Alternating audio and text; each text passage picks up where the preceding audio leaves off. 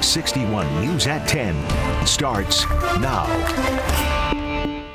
Now at 10, 2 fallen police officers in Bristol leaving the community in shock. How residents are pulling together and what we are learning about the shootout. Plus, local businesses pouring in with support during these tough times. The acts of kindness being performed for the officers' families.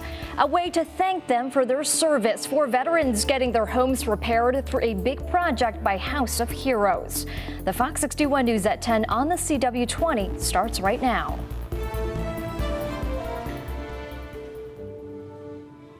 Good evening and thanks for joining us for the News at 10. I'm Carmen Chow.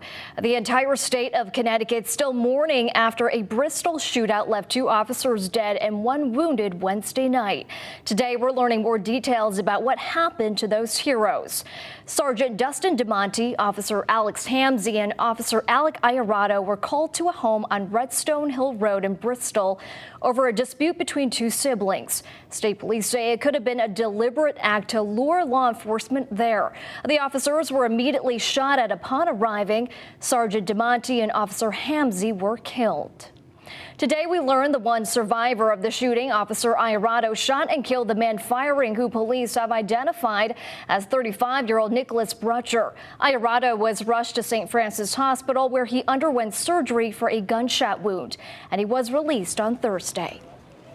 And here was that hero yesterday honoring his fallen brothers in blue at a procession in North Haven. Streets were closed as Sergeant DeMonte's body was transported to a local funeral home. Hundreds more came to pay their respects. And over in Bristol, in front of the police department last night, crowds lined the sidewalks for the vigil and procession for Officer Alex Hamzy. Cruisers from other towns and cities lined up one by one as the community thanked them for what they do.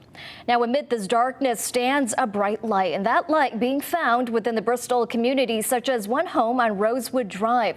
The home has been decked out in blue lights with the 3 officers' names since Thursday, and tonight the homeowners are doing even more. And that's where we find Fox 61's DeAndrea Turner with more on their mission. DeAndrea. Hi, Carmen. Well, you can see behind me, it is decked out with blue and honoring those who were lost in the line of duty and also who served their community. And it's just amazing if you just come see it for yourself. People are still driving by to see this setup. But this family, they're going one step further by raising money for the families as well. The air is cold and the leaves are crisp driving down Rosewood Drive. But just up the street, hey guys, you'll be greeted by the warmth of the Osenkowski family and their Halloween display. we come here every Halloween, every Christmas. Every year this neighborhood is lit up with a different display on Halloween and Christmas. These lights help other families make the holiday season shine even brighter. Yeah, typically we do families at Christmas time, families that are in need or children that are sick or people have passed away.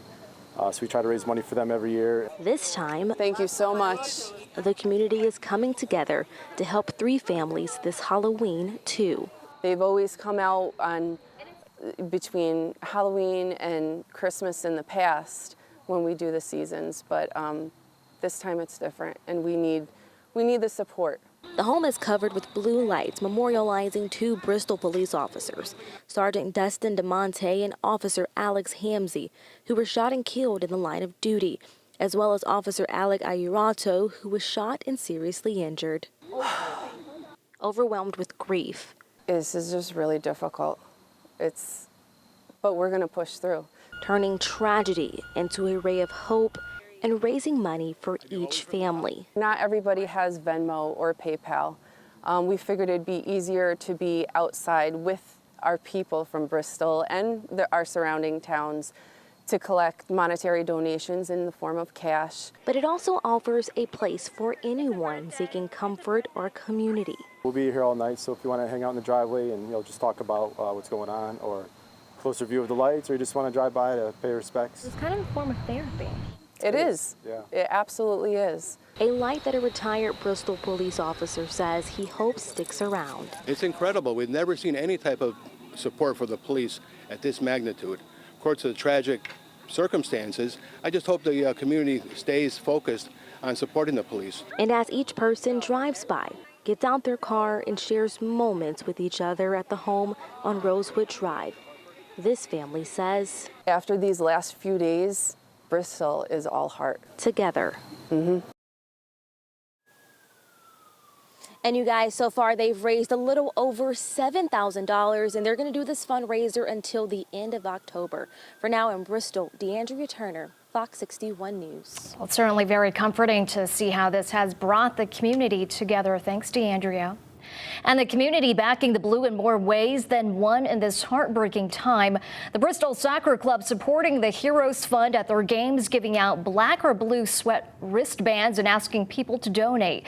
They've also announced all money made at the concession stand will also be going towards the Heroes Fund. And a similar act of support from Dippin' Dots and Doc's Popcorn at the Bristol Farmers Market today. They're giving all proceeds made from sales, including tips, to the Bristol Police Heroes Fund via the Thomaston Savings Bank. They say while they're no longer in Bristol, they still have strong ties to the community and want to help out in this trying time. We've got some connections here in Bristol. We're from Woolkit, but we've got some acquaintances and some family members that are policemen, and we know that they're going to need some money and some things in the immediate future, so it's not a big deal for us to go ahead and just donate our sales today. Any tips, any sales, anything you want to drop in the bucket, we're going to donate today to the Bristol Police Heroes Fund. Debato raised over $500 between tips and food purchases, all of which is going to support the Bristol PD and their families. Turning now to the weather watch this weekend, looking great all around. No rain, just lots of sunshine. Let's toss it over to meteorologist Ryan Breton. Hey, Ryan. Hi, Carmen. Hi, everybody. You said it absolutely right. A great start to the weekend. A nice deep blue sky and mild temperatures this afternoon as well. A nice clear sky over southern New England tonight.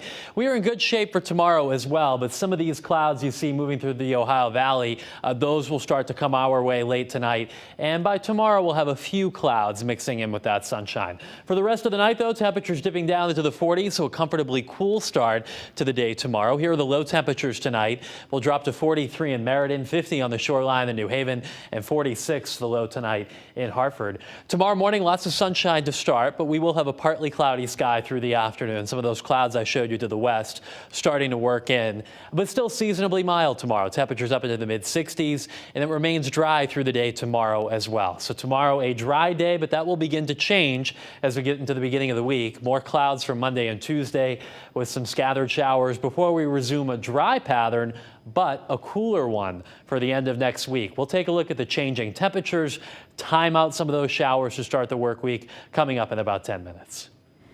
Ryan, thank you. New tonight in Manchester, House of Heroes will be providing free home repairs today and tomorrow for 4 veterans in Manchester, Bloomfield, Hartford, and Windsor.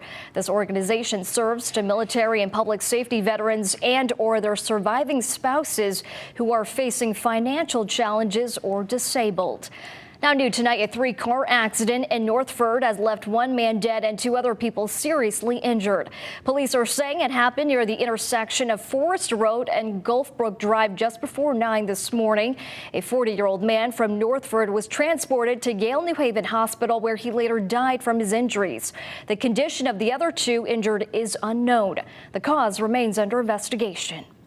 Also new tonight, state troopers have confirmed a person was found shot in the stomach. They were located near South Main Street in Brooklyn around 3 this afternoon and were immediately transported to a nearby hospital. As of right now, there is no word of how they were injured. Troopers believe this is an isolated incident and there is no threat to the public.